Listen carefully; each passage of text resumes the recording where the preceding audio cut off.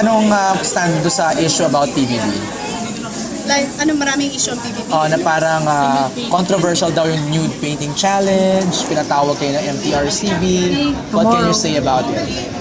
I think sanay na kami. Every season, hindi pwedeng walang issue, controversy, ang PBB. Sanay na. Wala akong major reaction kasi ganun talaga. Pero Tony, what if si Alex yung na-offer ng nude painting? Ano magiging reaction? Siguro mag-iiba ang reaction.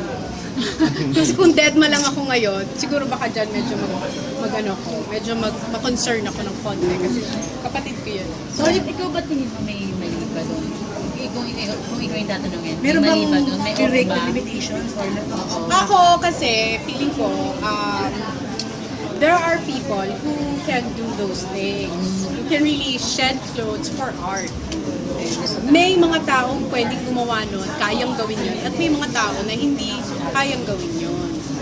anong sabi ng management na pag-usapan nila? Hindi. Wala malang dead malang station na no? Honestly, hindi. Wala kaming... Ngayon ko nga lang nalaman na may issue pala na ganyan. Hindi ko alam. Hindi ka naman kasama. Kasi hindi naman nila dinidiscuss yun sa amin. And lagi lang dinidiscuss sa akin content.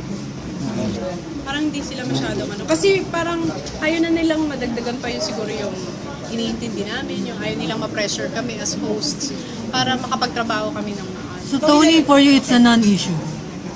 No, of course, it's an issue na everyone ina-address kasi ng lahat. But, well, tapos na kasi yung challenge eh. Nagkaroon na ng stand si Jamie, hindi naman niya ginawa. So, nag-move on na kami lahat. Tapos na yung challenge. Sabi mo nga sanay na kayo sa mga mga issue ng pinagdadaanan ng PBB. Paano kayo nag-react every time na this one, meron na naman mga negative reaction? Tinitignan ko lagi si Direk Loren. Okay. First time, the launch of PBB, sabi nila, PBB scripted. That one I got really affected because I know from the fact that when we did season 1 to this day, talagang walang script ang PBB. Ang script lang nasa akin. Ang script nung spills ko, yun lang ang natatanggap ko. That's why I get so affected. And I was so affected when that issue came out. Kasi sabi ko, Lolo, bakit laging gano'n? Bakit laging ganyan yung sinasabi nila? Alam mo, sabi lang sa akin, Direk Loren, gano'n lang niya ako. Sabi niya, apektuhan ka pa ba doon? Sabi niya, I guess, when I talk to Direk Loren, parang yung sa itsura niya, alam mo naman yung totoo.